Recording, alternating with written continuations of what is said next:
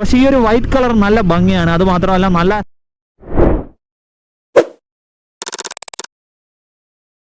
Hello guys, മോട്ടോക്ലച്ചിന്റെ പുതിയൊരു വീഡിയോയിലേക്ക് നിങ്ങൾക്ക് എല്ലാവർക്കും സ്വാഗതം. ഞാനിന്ന് വന്നിരിക്കുന്നത് നമ്മുടെ RTR 2004V BS6ന്റെ റിവ്യൂ വീഡിയോ ആയിട്ടാണ്. അപ്പം നമുക്ക് നേരെ വീഡിയോയിലോട്ട് പോവാം.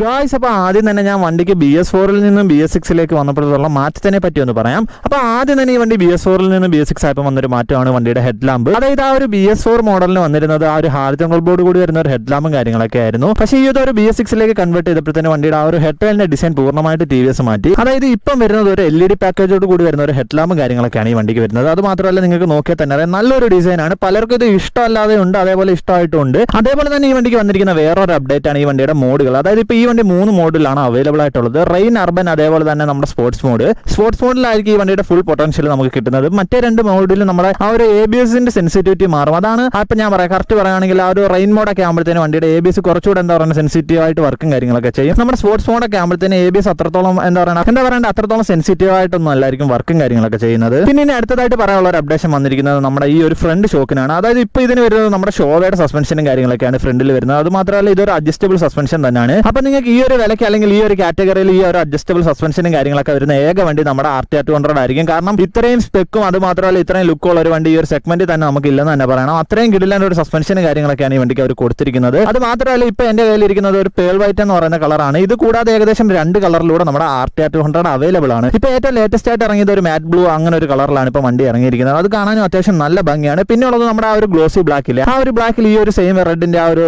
പാറ്റേണും കാര്യങ്ങളൊക്കെ ആയിട്ടാണ് അപ്പോൾ ആ ഒരു ബ്ലാക്ക് കളറും വരുന്നത്. ഇനി നമുക്ക് അടുത്തതായിട്ട് വണ്ടിയുടെ ടയറിന്റെ ഭാഗത്തോട്ട് നോക്കാം. ടയറിന്റെ ഭാഗത്തോട്ടൊക്കെ നോക്കിക്കഴിഞ്ഞാൽ ഫ്രണ്ടിൽ ഒരു 19 സെക്ഷന്റെ ടയറും അതേപോലെ ബാക്കിലോട്ട് വന്നു കഴിഞ്ഞാൽ ഒരു 130 സെക്ഷന്റെ ടയറുമാണ് വരുന്നത്. ബാക്കിൽ ഇപ്പോൾ റേഡിയൽ ടയറും കാര്യങ്ങളൊക്കെയാണ് വരുന്നത്. അതുകൊണ്ട് തന്നെ നല്ല ഗ്രിപ്പാണ് നമുക്ക് വെറ്റ് കണ്ടീഷനിലായാലും അല്ലെങ്കിൽ ആ ഒരു ചൂടുള്ള സമയത്തൊക്കെ ആയാലും അത്യാവശ്യം നല്ല രീതിയിൽ തന്നെ ഒരു ഗ്രിപ്പും കാര്യങ്ങളൊക്കെ കിട്ടുന്ന ഒരു ടയറും കാര്യങ്ങളൊക്കെയാണ്. നമുക്ക് വണ്ടിയുടെ ഡിസ്കിന്റെ ഭാഗത്തോട്ട് നോക്കിക്കഴിഞ്ഞാൽ ഫ്രണ്ടിൽ ഒരു 270 mm ഡിസ്കും അതേപോലെ ബാക്കിൽ ഒരു 240 mm ഡിസ്കും കാര്യങ്ങളൊക്കെയാണ്. ഈ വണ്ടിയുടെ ബ്രേക്കിങ്ങിനെ പറ്റിയൊക്കെ പറയുകയാണെങ്കിൽ ഡ്യുവൽ ചാനൽ ABSോട് കൂടി വരുന്ന ഒരു വണ്ടിയാണ്. അത് മാത്രമല്ല ഈ ഒരു 3 മോഡിൽ നമുക്ക് ഈ ഒരു ABSന്റെ ലെവലും കാര്യങ്ങളൊക്കെ അറിയാനൊക്കെ, അതായത് ഇപ്പോൾ റെയിനിലാണെങ്കിലും അല്ലെങ്കിൽ നമ്മൾ ആ ഒരു മോഡ് മാറ്റുന്ന സമയത്ത് ABSന്റെ സെൻസിറ്റിവിറ്റിയും കാര്യങ്ങളൊക്കെ ചേഞ്ച് ആവുന്നതുമായിരിക്കും. എന്താ പറയേണ്ട ആ ഒരു ഡ്യൂക്ക് 200ന്റെ അത്ര എന്താ പറയുക ഷാർപ്പായിട്ട് ഒരു ബ്രേക്ക് ഒന്നും അല്ലെങ്കിൽ അത്യാവശ്യം നല്ലൊരു ബ്രേക്ക് തന്നെയാണ് ഈ വണ്ടിക്ക് അവർ കൊടുത്തിരിക്കുന്നത്. പിന്നെ നമുക്ക് വണ്ടിയുടെ ബാക്കിലോട്ടൊക്കെ വന്നു കഴിഞ്ഞാൽ തന്നെ അറിയാം, ഇവിടെ ആ ഒരു അപ്പാച്ചിയുടെ ബാഡ്ജിങ് അതേപോലെ തന്നെ ആ ഒരു TVSന്റെ ലോഗോയും കാര്യങ്ങളൊക്കെ ഇവിടെ കൊടുത്തിട്ടുണ്ട്. അത്യാവശ്യം നല്ലൊരു ഡിസൈനിലാണ് ഈ വണ്ടിയുടെ ഓൾറെഡിക്കും കാര്യങ്ങളൊക്കെ വരുന്നത്. നിങ്ങൾക്ക് നോക്കിയാൽ തന്നെ അറിയാം, ആ ഒരു ടാങ്ക് ഒക്കെ ആയാലും നല്ല ഷാർപ്പായിട്ട് ഒരു ഡിസൈൻ തന്നെയാണ്. ആ ഒരു BS4ൽ നിന്ന് നോക്കുകയാണെങ്കിൽ ഈ ഒരു ടാങ്കിന്റെ ഭാഗത്തോ അല്ലെങ്കിൽ വണ്ടിയുടെ ആ ഒരു ബാക്കിൽ സൈഡിലോ ഒന്നും വേറെ രീതിയിലുള്ള ഡിസൈൻ പരമായിട്ട് അങ്ങനെ മാറ്റങ്ങളോ കാര്യങ്ങളോ ഒന്നും വന്നിട്ടില്ല. എല്ലാം വന്നിരിക്കുന്നത് ആ ഒരു എഞ്ചിൻ സൈഡിൽ അല്ലെങ്കിൽ വണ്ടിയുടെ ആ ഒരു ഫ്യൂച്ചേഴ്സ് ആയിട്ടാണ് വന്നിരിക്കുന്നത്. മെയിൻ ആയിട്ടുള്ള മാറ്റങ്ങളെല്ലാം. പിന്നെ നമുക്ക് അടുത്തതായിട്ട് വണ്ടിയുടെ സീറ്റിന്റെ ഭാഗത്തോട്ടൊക്കെ നോക്കാം. സീറ്റിന്റെ ഭാഗത്തോട്ടൊക്കെ നോക്കുകയാണെങ്കിൽ അത്യാവശ്യം നല്ലൊരു കംഫർട്ടബിൾ ആയിട്ട് ഇരുന്ന് ഓടിക്കാൻ പറ്റുന്ന ഒരു സീറ്റും കാര്യങ്ങളൊക്കെയാണ് വരുന്നത്. നിങ്ങൾക്ക് നോക്കിയാൽ തന്നെ അറിയാം, നല്ല വീതിയുള്ള ഒരു സീറ്റാണ്. നിങ്ങൾക്ക് വേണമെങ്കിൽ കുറച്ച് ബാക്കിലോട്ട് ഇറങ്ങിയിരിക്കുക അതേപോലെ ഫ്രണ്ടിലോട്ടും കയറിയിരിക്കുക അങ്ങനെ രീതിയിലുള്ള ഒരു സീറ്റും കാര്യങ്ങളൊക്കെയാണ് വരുന്നത്. സ്പ്ലിറ്റ് സീറ്റാണ് വരുന്നത്, ബാക്കിൽ സെപ്പറേറ്റ് ആയിട്ടാണ് വരുന്നത്. ഇല്ലെന്ന് അത്രത്തോളം കംഫർട്ടബിൾ ആയിട്ട് ഇരിക്കുകയൊക്കെ ഒന്നും പറയുന്നില്ല. പക്ഷേ ഫ്രണ്ടിലത്തെ സീറ്റ് അത്യാവശ്യം നല്ല രീതിയിൽ തന്നെ കംഫർട്ടബിൾ ആയിട്ട് ഒരു സീറ്റ് തന്നെയാണ് നമ്മുടെ ഈ ഒരു വണ്ടിക്ക് വന്നിരിക്കുന്നത്. പിന്നെ നമുക്ക് ഈ ബാക്കിലോട്ടൊക്കെ നോക്കിയാൽ തന്നെ അറിയാം, ഇവിടെ ഒരു ഗ്രാബ് റെയിലും കാര്യങ്ങളൊക്കെ കൊടുത്തിട്ടുണ്ട്. അതും അത്യാവശ്യം നല്ല യൂസ്ഫുൾ ആയിട്ട് അല്ലെങ്കിൽ നല്ലൊരു ക്വാളിറ്റി ഫീൽ ചെയ്യുന്ന ഒരു ഗ്രാബ് റെയിലും കാര്യങ്ങളൊക്കെയാണ്. നിങ്ങൾക്ക് ഇപ്പോൾ ഒരു ലഗേജ് ഒക്കെ കെട്ടിക്കൊണ്ട് പോകാനായാലും നല്ല യൂസ്ഫുൾ ആയിട്ട് ഒരു ഗ്രാബ് റെയിലും കാര്യങ്ങളൊക്കെയാണ് ഈ വണ്ടിക്ക് വന്നിരിക്കുന്നത്. പിന്നെ നമുക്ക് നേരെ വണ്ടിയുടെ ടെയിൽ സെക്ഷനിലോട്ട് നോക്കാം. ടെയിൽ സെക്ഷനിലോട്ടൊക്കെ നോക്കുമ്പോഴത്തേനും നല്ല ഭംഗിയാണ് ഈ വണ്ടിയുടെ ബാക്കിൽ നിന്നുള്ള ആ ഒരു ലുക്ക് കാണാൻ തന്നെ. അതായത് ഒരു LED ടെയിൽ സെക്ഷനും അതേപോലെ തന്നെ ഹാലജൻ ബോർഡ് കൂടി വരുന്ന ഇൻഡിക്കേറ്റേഴ്സും കാര്യങ്ങളൊക്കെയാണ്. പിന്നെ ഇതിനൊരു മഡ് ഫ്ലാപ്പും കാര്യങ്ങളൊക്കെ വരും. അതൊക്കെ ഇപ്പോൾ ഊരി വെച്ചേക്കാണ്. എന്നാലും ഈ ഒരു ടെയിൽ സെക്ഷൻ കാണാൻ നല്ല ഭംഗിയാണ്. നിങ്ങൾക്ക് എക്സ്ട്രാ എനിക്ക് തോന്നുന്ന ഒരു ടെയിൽ ടെടിയുടെ ഒന്നും ആവശ്യമില്ലെന്ന് തന്നെ തോന്നുന്നു. ആ ഒരു ബാക്കിൽ നിന്നുള്ള ലുക്ക് കാണാൻ തന്നെ നല്ല ഭംഗിയാണ് വണ്ടിയുടേത്. പിന്നെ 4 ഇൻഡിക്കേറ്ററും കാര്യങ്ങളൊക്കെ നോക്കുകയാണെങ്കിൽ ഹാലജൻ ബോർഡ് കൂടി വരുന്ന ഇൻഡിക്കേറ്ററും കാര്യങ്ങളൊക്കെയാണ് ഈ വണ്ടിക്ക് വരുന്നത്. അപ്പോൾ നമുക്ക് വണ്ടിയുടെ എഞ്ചിൻ സൈഡിലോട്ട് നോക്കാം. എഞ്ചിൻ സൈഡിലോട്ടൊക്കെ നോക്കുകയാണെങ്കിൽ 197cc single cylinder oil cooled എഞ്ചിനാണ് ഈ വണ്ടിക്ക് വരുന്നത്. ഇത് പ്രൊഡ്യൂസ് ചെയ്യുന്ന മാക്സിമം പവറും കാര്യങ്ങളൊക്കെ നോക്കുകയാണെങ്കിൽ 20 PS പവറും അതേപോലെ 16 Nm ടോർക്കും ആണ് ഇത് പ്രൊഡ്യൂസ് ചെയ്യുന്നത്. അപ്പോൾ ഈ ഒരു എഞ്ചിന്റെ കാര്യമൊക്കെ പറയുകയാണെങ്കിൽ നല്ല റിഫൈൻഡ് ആയിട്ടുണ്ട്. BS6 ആയപ്പോഴത്തേനും അത്യാവശ്യം നല്ല രീതിയിൽ തന്നെ റിഫൈൻഡ് ആയിട്ടുണ്ട്. ആ ഒരു BS4 വണ്ടിയൊക്കെ അപേക്ഷിച്ച് അത്യാവശ്യം നല്ല രീതിയിൽ തന്നെ റിഫൈൻഡ് അതേപോലെ ഭയങ്കര സ്മൂത്ത് എന്നൊക്കെ പറയത്തില്ല, ആ ഒരു രീതിയിലായിട്ടുണ്ട് വണ്ടിയുടെ എഞ്ചിനും കാര്യങ്ങളൊക്കെ. അപ്പം നിങ്ങൾ ഈ വണ്ടി ഞാൻ കറക്റ്റ് പറയുകയാണെങ്കിൽ നിങ്ങൾ ഇതൊരു NS-ന്റെ അത്രയൊന്നും പവർഫുൾ ആയിട്ട് ഒരു വണ്ടിയാണെന്ന് ഒരിക്കലും കരുതരുത്. കാരണം അത്രത്തോളം പവറോ കാര്യങ്ങളോ ഒന്നും ഈ വണ്ടിക്കില്ല. എന്നാലും നമ്മുടെ ആ ഒരു ഹോർണറ്റിന്റെ അത്രയൊക്കെ പവർ കുറവാണെന്ന് വിചാരിക്കില്ല. ഇതിന്റെ രണ്ടിന്റെ ഒരു ഇടയ്ക്ക് നിൽക്കുന്നതെന്ന് പറയത്തില്ല. ആ ഒരു രീതിയിലാണ് ഈ വണ്ടിയുടെ പവറും കാര്യങ്ങളൊക്കെ വരുന്നത്. നമുക്കൊരു സിറ്റി യൂസിനൊക്കെ ആണെങ്കിൽ നല്ലൊരു വണ്ടിയാണ്. കാരണം സിറ്റി യൂസ് ഒക്കെ ചെയ്യാൻ അടിപൊളിയാണ് ഈ വണ്ടി. നമുക്ക് എന്താ പറയുക, ആ ഒരു ഫ്ലിക്ക് ഇതൊക്കെ കൊണ്ടുപോകാനും അല്ലെങ്കിൽ ആ ഒരു ട്രാഫിക്കിലൊക്കെ ആയാലും ഭയങ്കര ഒരു പെർഫോമൻസ് ആണ് ഈ വണ്ടി കാഴ്ചവെക്കുന്നത്. പിന്നെ നമുക്ക് എപ്പോഴാണ് ഒരു വ്യത്യാസം തോന്നുന്നതെന്ന് പറഞ്ഞാൽ നമ്മളിപ്പോൾ ഒരു ഹൈവേയിലൊക്കെ ടൂർ ചെയ്യുകയാണെങ്കിൽ നമുക്ക് ആ ഒരു ഗിയറിന്റെ കൂടെ ലാഗും കാര്യങ്ങളൊക്കെ ഫീൽ ചെയ്യും. അതായത് ഇതൊരു 5 സ്പീഡ് ഗിയർ ബോക്സോട് കൂടി വരുന്ന വണ്ടിയാണ്. അപ്പോൾ ആ ഒരു ഗിയറിന്റേതായ ഒരു ലാഗും കാര്യങ്ങളൊക്കെ നമുക്ക് വണ്ടിയുടെ ഭാഗത്ത് നിന്ന് ഫീൽ ആവും. പിന്നെ നമുക്ക് ഇങ്ങോട്ടൊക്കെ നോക്കിക്കഴിഞ്ഞാൽ ഇവിടെ വേണ്ട ഒരു എഞ്ചിൻ കാർഡും കാര്യങ്ങളൊക്കെ കൊടുത്തിട്ടുണ്ട്. ആ ഒരു ഡിസൈൻ വൈസ് ഒക്കെ നോക്കുകയാണെങ്കിൽ നല്ല ഭംഗിയാണ്. പിന്നെ നമ്മുടെ ആ ഒരു BS6 ആയപ്പോഴത്തേനുള്ള കാറ്റും കാര്യങ്ങളൊക്കെയാണ് ഇവിടെ വരുന്നത്. നല്ല ഭയങ്കര എന്താ പറയണ്ട, ഈ വണ്ടിയുടെ എടുത്ത് പറയാനുള്ള ഒരു കാര്യം എന്ന് പറഞ്ഞാൽ ഈ വണ്ടിയുടെ എക്സോസ്റ്റിന്റെ നോട്ടാണ്. ഈ ഒരു സെഗ്മെന്റിൽ തന്നെ ഇത്രയും നല്ലൊരു സൗണ്ട് ഉള്ള ഒരു വണ്ടി വേറെ ഇല്ലെന്ന് തന്നെ പറയണം. അത്രയും നല്ലൊരു സൗണ്ടാണ് ഈ വണ്ടിക്ക് അവർ കൊടുത്തിരിക്കുന്നത്. ഭയങ്കര ബാസ് അല്ലെങ്കിൽ നല്ല ബേസ് ആയിട്ടൊരു സൗണ്ടാണ്. ഭയങ്കര കേൾക്കാൻ നല്ലൊരു രസമുള്ള ഒരു സൗണ്ട് തന്നെയാണ് ഈ വണ്ടിക്ക് അവർ കൊടുത്തിരിക്കുന്നത്. ഗായ്സ്, അപ്പോൾ ഞാൻ നിങ്ങൾക്ക് വണ്ടിയുടെ സൗണ്ട് ജസ്റ്റ് ഒന്ന് കേൾപ്പിച്ചു തരാം.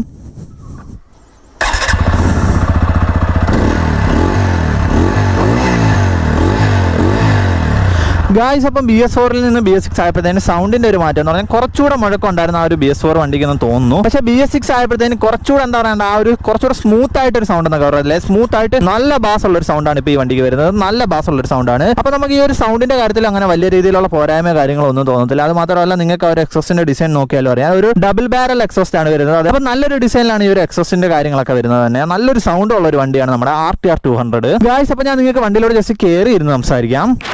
ഗായ്സ്, അപ്പോൾ ആദ്യം തന്നെ നമുക്ക് വണ്ടി കയറിയിരിക്കുമ്പോൾ ഫീൽ ആവുന്നത് വണ്ടിയുടെ വെയിറ്റ് ആണ്. ഏകദേശം 153 kg ആണ് ഈ വണ്ടിയുടെ ഡ്രൈ വെയിറ്റും കാര്യങ്ങളൊക്കെ വരുന്നത്. അത്യാവശ്യം കുഴപ്പമില്ലാത്തൊരു വെയിറ്റ് ഉള്ള ഒരു വണ്ടിയാണ്. നമുക്ക് അങ്ങനെ കൺട്രോൾ ചെയ്യാൻ വലിയ പാടോ കാര്യങ്ങളോ ഒന്നുമില്ല. പിന്നെ നമുക്ക് വണ്ടിയുടെ സീറ്റ് ഹൈറ്റിന്റെ ഭാഗത്തോട്ടൊക്കെ വന്നു കഴിഞ്ഞാൽ ഇതിന് വരുന്നത് ഒരു 800 mm ആണ് വണ്ടിയുടെ സീറ്റ് ഹൈറ്റും കാര്യങ്ങളൊക്കെ വരുന്നത്. അത്രത്തോളം വലിയ സീറ്റ് ഹൈറ്റ് ഉള്ള വണ്ടിയോ കാര്യങ്ങളോ ഒന്നുമല്ല. പക്ഷേ നിങ്ങളൊരു 5.5 താഴെ ഹൈറ്റ് ഉള്ള ഒരാളാണെങ്കിൽ ഉറപ്പായിട്ടും ഒന്ന് ടെസ്റ്റ് ഡ്രൈവ് ചെയ്തിട്ട് എടുക്കാൻ ശ്രമിക്കുക. കാരണം അപ്പം ചെറിയൊരു എന്താ പറയേണ്ട ഒരു സീറ്റ് ഹൈറ്റിന് ചെറിയൊരു പ്രോബ്ലം പോലെ തോന്നാനൊക്കെ സാധ്യതയും കാര്യങ്ങളൊക്കെ ഉണ്ട്. എന്നാലും നിങ്ങൾക്ക് അങ്ങനെ കൺട്രോൾ ചെയ്യാനോ അല്ലെങ്കിൽ ഭയങ്കര സീറ്റ് ഹൈറ്റ് ഉള്ള വണ്ടിയോ കാര്യങ്ങളോ ഒന്നുമല്ല. ഇനി നമുക്ക് വണ്ടിയുടെ മീറ്ററിന്റെ ഭാഗത്തോട്ട് നോക്കാം. മീറ്ററിന്റെ ഭാഗത്തോട്ടൊക്കെ നോക്കുമ്പോൾ അടിപൊളി ഒരു മീറ്ററാണ് ഈ വണ്ടിക്ക് വരുന്നത്. അത് മാത്രമല്ല, ഇതിൽ എല്ലാ രീതിയിലുള്ള അപ്ഡേഷനും കാര്യങ്ങളൊക്കെ കൊണ്ടുവന്ന ഒരു മീറ്ററുമാണ്. അതായത് നമുക്ക് ആദ്യം തന്നെ നോക്കി കഴിഞ്ഞാൽ നമ്മുടെ ഗിയർ പൊസിഷൻ ഇൻഡിക്കേറ്റർ, അതേപോലെ ടൈം, ഫ്യൂൽ ഗേജ്, ടാക്കോമീറ്റർ, നമ്മുടെ ഇൻഡിക്കേഷൻസ് ഒക്കെ ഈ ഒരു ഭാഗത്താണ് കാണിക്കുന്നത്. അതേപോലെ ഫ്യൂൽ ഗേജ് അങ്ങനെയുള്ള കാര്യങ്ങളൊക്കെ ഈ ഭാഗത്തായിട്ടാണ് കാണിക്കുന്നത്. അത് മാത്രമല്ല, ഇതൊരു ബ്ലൂടൂത്ത് കണക്ടിവിറ്റി എനേബിൾഡ് ആയിട്ട് ഒരു മീറ്ററും കാര്യങ്ങളൊക്കെയാണ്. പിന്നെ ഇതിന്റെ മെയിൻ ആയിട്ട് ഒരു ഇതെന്ന് എടുത്തു പറയേണ്ട കാര്യം എന്ന് പറഞ്ഞാൽ ഈ വണ്ടി നടക്കുന്ന എല്ലാ കാര്യങ്ങളും നമുക്ക് ഫോണിൽ തന്നെ അറിയാം. അതായത് ആ ഒരു സ്മാർട്ട് കണക്ട് എന്ന് പറയുന്ന ഒരു ആപ്പ് നമ്മുടെ ഫോണിൽ ഡൗൺലോഡ് ചെയ്ത് കഴിഞ്ഞാൽ നമുക്ക് ഈ വണ്ടിയിലെ ടോപ്പ് സ്പീഡ്, അതേപോലെ വണ്ടി നിൽക്കുന്ന ലൊക്കേഷൻ, വണ്ടി എത്ര സ്പീഡിൽ പോയി അങ്ങനെയുള്ള കാര്യങ്ങളെല്ലാം അറിയാൻ നോക്കും. അത് മാത്രമല്ല, ഇപ്പൊ പെട്രോളൊക്കെ തീരാറായി കഴിഞ്ഞാൽ നമ്മുടെ നിയറസ്റ്റ് പമ്പ് അങ്ങനെയുള്ള കാര്യങ്ങളെല്ലാം ഈ മീറ്ററിൽ നമുക്ക് അതിൽ തന്നെ അറിയാനും കാര്യങ്ങളൊക്കെ വെക്കും. അത് മാത്രമല്ല, ഇതിൽ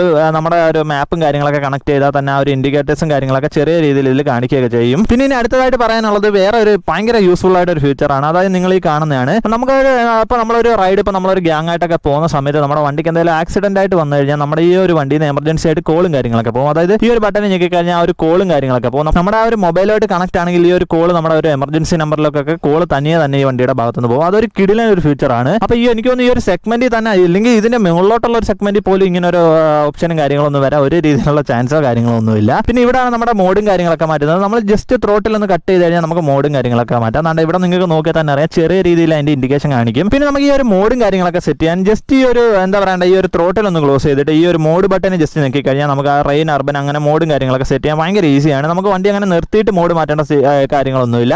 ജസ്റ്റ് ഈ ത്രോട്ടിൽ ഒന്ന് ക്ലോസ് ചെയ്യുക, ഈ ഒരു മോഡ് ബട്ടൺ ഞെക്കി കഴിഞ്ഞാൽ അതേതായ ആ ഒരു മോഡും കാര്യങ്ങളൊക്കെ ചേഞ്ച് ചെയ്യാൻ ഭയങ്കര ഈസിയാണ്. പിന്നെ അടുത്തതായിട്ട് വന്നിരിക്കുന്ന ഈ വണ്ടിയുടെ ഒരു ഫ്യൂച്ചറാണ് ഈ ഒരു അഡ്ജസ്റ്റബിൾ ലിവേഴ്സ് ഒക്കെ. നമ്മളിപ്പോൾ ഒരു ആഫ്റ്റർ മാർക്കറ്റ് ആയിട്ട് ലിവേഴ്സ് ഒക്കെ വെക്കുന്നതിന് പകരം കമ്പനി തന്നെ ഇറക്കി വെക്കുന്നതാണ്. നിങ്ങൾക്ക് നോക്കിയാൽ തന്നെ അറിയാം, ഈ ഒരു 3-way അഡ്ജസ്റ്റബിൾ ആണ്. നമുക്കൊരു 3 സ്റ്റെപ്പ് ഈ ഒരു ലിവർ അഡ്ജസ്റ്റ് ചെയ്യാം.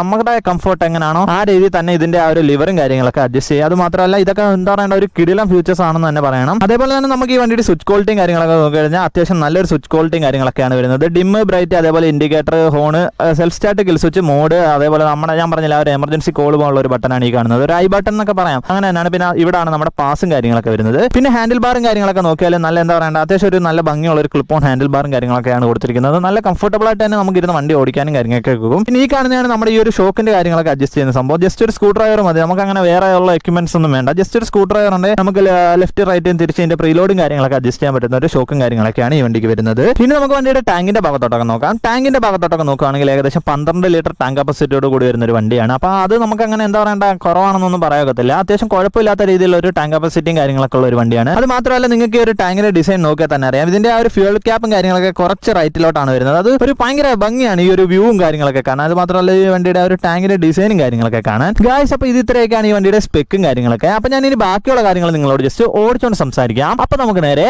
അങ്ങോട്ട് പോവാം. ഗായ്സ്, അപ്പോൾ ആദ്യം തന്നെ നമുക്ക് വണ്ടി ഓടിക്കുമ്പോൾ ഫീൽ ആവുന്നത് വണ്ടിയുടെ ആ ഒരു പവറാണ്.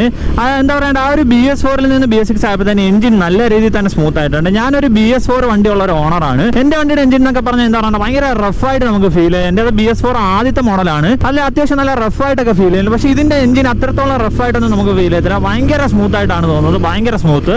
കാരണം ആ ഒരു സ്മൂത്ത്നെസ് നമുക്ക് വണ്ടി ഓടിക്കുമ്പോൾ നല്ല രീതിയിൽ തന്നെ നമുക്ക് വണ്ടിയിൽ നിന്ന് ഫീൽ ആവും. കൈ കൊടുക്കുമ്പോഴായാലും അല്ലെ വണ്ടിയുടെ ആ ഒരു എന്താ പറയുക, ആ ഒരു ഫീഡ്ബാക്ക് നമുക്ക് നല്ല രീതിയിൽ തന്നെ മനസ്സിലാവും. പിന്നെ അടുത്തതായിട്ട് പറയാനുള്ളത് ഈ വണ്ടിയുടെ ക്ലച്ചിനെ പറ്റിയാണ്. ക്ലച്ചിനെ പറ്റിയൊക്കെ പറയുകയാണെങ്കിൽ ഇതൊരു റേസ് ട്യൂൺഡ് സ്ലീപ്പർ ക്ലച്ചോട് കൂടി വരുന്ന ഒരു വണ്ടിയാണ്. അങ്ങനെ ക്ലച്ചിന്റെ ഭാഗത്തൊന്നും വലിയ രീതിയിലുള്ള പോരായ്മകളോ കാര്യങ്ങളോ ഒന്നും പറയാനില്ല. ഭയങ്കര സ്മൂത്ത് ആയിട്ട് പന്തറേണ്ട ആ ഒരു ബട്ടർ സ്മൂത്ത് എന്നൊക്കെ പറയത്തില്ല, ആ രീതിയിലുള്ള ഒരു ക്ലച്ചും കാര്യങ്ങളൊക്കെയാണ് ഈ വണ്ടിക്ക് വരുന്നത്. ആ ഒരു ക്ലച്ചിന്റെ ഭാഗത്തൊന്നും അങ്ങനെ വലിയ രീതിയിലുള്ള പോരായ്മകളോ കാര്യങ്ങളോ ഒന്നും നമുക്ക് പറയാനില്ല. പിന്നെ അതേപോലെ തന്നെ ഇതിന്റെ ഗിയർ ബോക്സിനെ പറ്റി പറയുകയാണെങ്കിൽ ഇതൊരു 5 സ്പീഡ് ഗിയർ ബോക്സോട് കൂടി വരുന്ന വണ്ടിയാണ്. ഗിയർ ബോക്സിന്റെ ഭാഗത്തൊന്നും ആയാലും അങ്ങനെ എന്താ പറയണ്ട വലിയ രീതിയിൽ ഹാർഡോ അല്ലെങ്കിൽ ഫോൾസ് ന്യൂട്രോ അങ്ങനെയുള്ള കാര്യങ്ങളൊന്നും എനിക്ക് ഇതുവരെ ഓടിച്ചിട്ട് അങ്ങനെ ഫീൽ ആയില്ല. പക്ഷേ ഈ ഒരു ആറാമത്തെ ഒരു ഗിയറിന്റെ പോരായ്മ നമുക്ക് തോന്നും എപ്പോഴാണെന്ന് വെച്ചാൽ നമ്മളിപ്പോൾ ഒരു ഹൈവേയിലൊക്കെ നല്ല രീതിയിൽ തന്നെ ടൂറിങ്ങും കാര്യങ്ങളൊക്കെ ചെയ്യുന്ന സമയത്ത് നമുക്ക് ഈ ഒരു ഗിയറിന്റെ ലാഗ് നമുക്ക് തോന്നും. ഒരു 5ാമത്തെ ഗിയർ കഴിയുമ്പോൾ ഒരു 6ാമത്തെ ഇടണോ എന്നുള്ള ഒരു ടൈമിൽ നമുക്ക് തോന്നും. നമ്മളിപ്പോൾ ഒരു ഡ്യൂക്ക് 200 അല്ലെങ്കിൽ ഒരു RS 200 ഒക്കെ കൂടെ പോകുന്ന സമയത്ത് അവർ പെട്ടെന്ന് ഇങ്ങനെ ലാസ്റ്റ് ടൈമിൽ കയറി പോകുന്ന സമയത്ത് നമുക്ക് അതായത് ആ ഒരു ഗിയറിന്റെ വ്യത്യാസം നമുക്ക് നല്ല രീതിയിൽ തന്നെ ഫീൽ ആവും. പക്ഷെ നമുക്ക് ആ ഒരു സിറ്റിയിലോ അല്ലെങ്കിൽ നമ്മളിപ്പോൾ നാട്ടിൽ തന്നെ ഇങ്ങനെ ഓടിക്കാൻ എടുക്കുന്ന ഒരാളാണെങ്കിൽ അതൊന്നും ഒരു രീതിയിൽ നമുക്ക് ഫീൽ ആവത്തില്ല. വണ്ടിയുടെ ഭാഗത്തുനിന്ന് നമുക്ക് ആ ഒരു ഗിയറിന്റെ കുറവേ ഫീൽ ആവത്തില്ല. പക്ഷെ നമ്മളൊരു ലോങ് ടൂർ ഒക്കെ ചെയ്യുന്ന സമയത്ത് നമുക്ക് അത് അത്യാവശ്യം നല്ല രീതിയിൽ തന്നെ ഫീലും കാര്യങ്ങളൊക്കെ ആവും. ഇനി അതേപോലെ തന്നെ പറയാനുള്ളതാണ് ഇതിന്റെ ഒരു സീറ്റിങ്ങിനെ പറ്റിയൊക്കെ പറയുകയാണെങ്കിൽ ഭയങ്കര കംഫർട്ടുള്ള ഒരു സീറ്റാണ്, ഭയങ്കര കംഫർട്ടാണ്. അത് മാത്രമല്ല ഇതിന്റെ ആ ഒരു സീറ്റിങ്ങിന്റെ പൊസിഷൻ തന്നെ നമുക്ക് എന്താ പറയുക, കുറച്ച് തടിച്ച ഒരാളാണെങ്കിൽ പോലും കുറച്ച് ബാക്കിലോട്ടൊക്കെ ഇറങ്ങിയിരിക്കാനുള്ള ആ ഒരു സ്പേസും കാര്യങ്ങളെല്ലാം ഈ വണ്ടിയുടെ സീറ്റിന്റെ ഭാഗത്തുനിന്നുണ്ട്. അത് മാത്രമല്ല നമ്മുടെ കാല് വെക്കുന്ന ഭാഗം കുറച്ച് പൊങ്ങിയാണ് ഇരിക്കുന്നത്. അതായത് ആ ഒരു ഫുട് ബെക്കും കാര്യങ്ങളൊക്കെ കുറച്ച് ഹൈറ്റിലാണ് ഇരിക്കുന്നത്. അതുകൊണ്ട് നമ്മൾ ചെറിയ രീതിയിലുള്ള ഒരു ലീൻ ഉണ്ടെങ്കിൽ നമുക്ക് അത്രത്തോളം എന്താ പറയുക കിടന്ന് ഓടിക്കുക എന്നൊക്കെ പറയത്തില്ല, ആ രീതിയിലൊന്നും അല്ല. ചെറിയൊരു ലീനേ ഉള്ളൂ.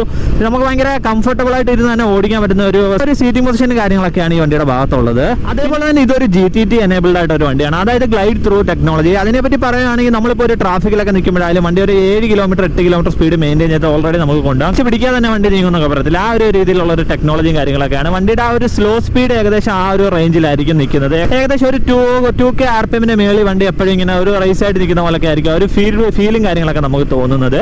ഇനി അടുത്തതായിട്ട് പറയാനുള്ളത് വണ്ടിയുടെ പവറിനെ പറ്റിയാണ്. വണ്ടി അത്യാവശ്യം നല്ല പവർഫുൾ ആണ്. ത്രോട്ടിലൊക്കെ ആയാലും ഒരു രീതിയിലുള്ള ലാഗോ കാര്യങ്ങളോ ഒന്നും നമുക്ക് ത്രോട്ടിലിന്റെ ഭാഗത്ത് അങ്ങനെ ഫീലും കാര്യങ്ങളോ ഒന്നും ആവത്തില്ല. നല്ല പവർഫുൾ ആയിട്ടൊരു വണ്ടിയാണ്. നമുക്ക് ഓവർടേക്ക് ചെയ്യുമ്പോഴായാലോ അല്ലെങ്കിൽ നമ്മൾ ടോപ്പ് എൻഡ് എടുക്കുന്ന സമയത്തായാലും നമുക്ക് ആ ഒരു 5 ഗിയർ ആണെങ്കിൽ 5 ഗിയർ നല്ല റെസ്പോൺസിബിൾ ആയിട്ട് ഉള്ള ഒരു ഗിയർ തന്നെയാണ്. നമുക്ക് വണ്ടിയുടെ ഭാഗത്തുനിന്ന് ലാഗോ കാര്യങ്ങളോ ഒന്നും നമുക്ക് ഫീൽ ആവത്തില്ല. ഭയങ്കര ഈസി ആയിട്ട് കയറുന്ന ഫീലും കാര്യങ്ങളെല്ലാം ഉണ്ട്. പിന്നെ ഇനി പറയാനുള്ളത് വണ്ടിയുടെ വൈബ്രേഷനെ പറ്റിയാണ്. വൈബ്രേഷനെ പറ്റിയൊക്കെ പറയുകയാണെങ്കിൽ ഇതിന് അത്രത്തോളം വൈബ്രേഷനോ കാര്യങ്ങളോ ഒന്നുമില്ല. നമ്മളെ അങ്ങനെ എന്താ പറയണ്ട ഭയങ്കര രീതിയിലുള്ള വൈബ്രേഷനോ കാര്യങ്ങളോ ഒന്നുമില്ല. പിന്നെ ആ ഒരു 5 ഗിയർ ഉള്ളതിന്റെ ഒരു വൈബ്രേഷൻ ഉണ്ടല്ലോ, അതായത് നമ്മളിപ്പോൾ ടോപ്പ് എൻഡിലൊക്കെ നല്ല രീതിയിൽ തന്നെ റിങ്ങും കാര്യങ്ങളൊക്കെ ചെയ്ത് പിടിക്കുമ്പോൾ ഉള്ള ഒരു വൈബ്രേഷൻ, ആ രീതിയിലുള്ള ഒരു വൈബ്രേഷനും കാര്യങ്ങളൊക്കെ ഉള്ളൂ. അല്ലാതെ വലിയ രീതിയിലുള്ള വൈബ്രേഷനോ കാര്യങ്ങളോ ഉള്ള വണ്ടിയോ കാര്യങ്ങളോ ഒന്നും അല്ല നമ്മുടെ RTR 204V. പിന്നെ ഹീറ്റിംഗ് ആയാലും അങ്ങനെ വലിയ രീതിയിലുള്ള ഹീറ്റിങ്ങോ കാര്യങ്ങളോ ഒന്നുമില്ല, ഒട്ടും ഇല്ലെന്ന് തന്നെ പറയാം. കാരണം ട്രാഫിക്കിൽ കൂടെ പോയാലും അങ്ങനെ വലിയ രീതിയിലുള്ള ഹീറ്റിങ്ങോ കാര്യങ്ങളോ ഒന്നും നമുക്ക് വണ്ടിയുടെ ഭാഗത്തുനിന്ന് ഫീൽ ആവത്തില്ല. പിന്നെ ഈ മിററിനെ പറ്റിയൊക്കെ പറയുകയാണെങ്കിൽ അത്യാവശ്യം നല്ലൊരു മിററാണ്, നല്ല വിസിബിലിറ്റി നമുക്കുണ്ട്. കാരണം ബാക്കി വരുന്ന ഒരു വണ്ടി നമുക്ക് നല്ല രീതിയിൽ തന്നെ കാണാം, അത്രയും വലിയൊരു മിററാണ്. അത് മാത്രമല്ല അതിന്റെ ഡിസൈനും കാര്യങ്ങളൊക്കെ നോക്കിയാൽ അത്യാവശ്യം നല്ലൊരു ഭംഗിയാണ്. ഈ മിററിന് ചെറിയൊരു അപ്ഡേറ്റ് ഉണ്ട്, അതായത് മിററിന്റെ ആ ഒരു ഡിസൈന് ചെറിയൊരു അപ്ഡേറ്റ് ഉണ്ട്. ഇവിടെയൊക്കെ നോക്കിയാൽ തന്നെ ചെറിയൊരു ഡിസൈനിങ് അതേപോലെ ഒരു ടെക്സ്റ്റേഴ്സും കാര്യങ്ങളൊക്കെ അവർ കൊടുത്തിട്ടുണ്ട്. അത്യാവശ്യം നല്ല ഭംഗിയാണ്. അവർ ഈ ഒരു BS6 അപ്ഡേഷൻ ആയപ്പോഴത്തേന് ഈ വണ്ടിയിൽ കൊണ്ടുവരാൻ വെക്കുന്ന മാക്സിമം കാര്യങ്ങൾ അവർ കൊണ്ടുവന്നിട്ടുണ്ടെന്ന് തന്നെ പറയാം. കാരണം അത്രത്തോളം ഒരു എന്താ പറയുക ഫ്യൂച്ചറിലോടായിട്ട് ഒരു വണ്ടിയാണ് നമ്മുടെ RTR 200. പിന്നെ ഇനി പറയാനുള്ളത് ഇതിന്റെ സസ്പെൻഷനെ പറ്റിയാണ്. ഫ്രണ്ടിൽ അഡ്ജസ്റ്റബിൾ സസ്പെൻഷനും കാര്യങ്ങളൊക്കെയാണ് വരുന്നത്. നമുക്ക് എന്താ പറയുക നമ്മളിപ്പോൾ ഒരു നമ്മുടെ റൈഡറിന് എങ്ങനെയാണോ അഡ്ജസ്റ്റ് ചെയ്യേണ്ട ആ രീതിയിൽ നമുക്ക് നല്ല രീതിയിൽ തന്നെ അഡ്ജസ്റ്റും കാര്യങ്ങളൊക്കെ ചെയ്യാം. കോർണറിംഗ് ഒക്കെ ആയാലും അടിപൊളിയായിട്ട് നമുക്ക് കോർണറിംഗും കാര്യങ്ങളെല്ലാം ചെയ്യാനൊക്കെ. ഇതിന്റെ ടയർ നല്ല കോൺഫിഡൻസ് വരുന്ന ഒരു ടയറാണ്. TVSന്റെ തന്നെ യൂറോ ഗ്രൂപ്പ് എന്ന് പറയുന്ന ആ ഒരു കാറ്റഗറി വരുന്ന ഒരു ടയറാണ്. നമുക്ക് നല്ല കോൺഫിഡൻസ് ആയിട്ട് ഒരു ടയറാണ്. പിന്നെ നിങ്ങൾ ടയറൊക്കെ അപ്ഗ്രേഡ് ചെയ്യുന്ന സമയത്ത് ഒരു 140 സെക്ഷന്റെ ടയറൊക്കെ വാങ്ങിയിട്ട് കുറച്ചുകൂടെ ബെറ്റർ ആയിട്ട് ഒരു കോൺഫിഡൻസും കാര്യങ്ങളൊക്കെ നമുക്ക് കിട്ടും. അതേപോലെ തന്നെ എനിക്ക് തോന്നിയ ഒരു കാര്യം ഞാൻ പറയാണ്, ഇതിന്റെ ഫ്രണ്ട് ടയറിന് കുറച്ചുകൂടെ ഒരു സൈസ് കൊടുക്കുകയാണ്. ഇതിനൊരു 19 സെക്ഷന്റെ ടയറാണ് ഫ്രണ്ടിൽ വരുന്നത്. അത് കുറച്ചുകൂടെ ഒരു 100 സെക്ഷനൊക്കെ ആയിരുന്നു കുറച്ചുകൂടെ നമുക്ക് വണ്ടിയുടെ ഭാഗത്ത് നിന്ന് ആ ഒരു കോൺഫിഡൻസും കാര്യങ്ങളൊക്കെ കിട്ടിയേനെ. ഇപ്പൊ കോൺഫിഡൻസ് ഇല്ലെന്നല്ല ഞാൻ പറയുന്നത്, എന്നാലും ആ ഒരു വണ്ടിയുടെ ആ ഒരു ലുക്കിൽ നമുക്ക് ആ ഒരു ടയറിന് വലിയൊരു ഭംഗി ഇത് കാണിക്കത്തില്ല. ആ ഒരു ഫ്രണ്ടിൽ നിന്ന് നോക്കുമ്പോൾ അത്രയും വലിയൊരു വണ്ടിയായിട്ട് നമുക്ക് അങ്ങനെ തോന്നത്തില്ല. പിന്നെ ഈ ഒരു ഹെഡ്ലാമ്പിനെ പറ്റിയൊക്കെ പറയുകയാണെങ്കിൽ നല്ലൊരു വെട്ടമുള്ള ഒരു ഹെഡ്ലാമ്പാണ്. ഇപ്പൊ ഇതിന്റെ LED ഹെഡ്ലാമ്പും കാര്യങ്ങളൊക്കെയാണ് വരുന്നത്. ഇതിന് മുമ്പുള്ള മോഡലായിരുന്നെങ്കിൽ നമ്മുടെ ഹാർഡ് ജനറൽ ബോർഡ് കൂടി വരുന്ന ഹെഡ്ലാമ്പും കാര്യങ്ങളൊക്കെ ആയിരുന്നു അവർ കൊടുത്തിരുന്നത്. പിന്നെ ഈ ഒരു വൈറ്റ് കളർ ഭയങ്കരമായിട്ട് വണ്ടിയിൽ എന്താ പറയുക നല്ല സൈസ് ഉള്ള പോലെ നമുക്ക് വണ്ടിയിൽ നിന്നും തോന്നിക്കുന്നുണ്ട്.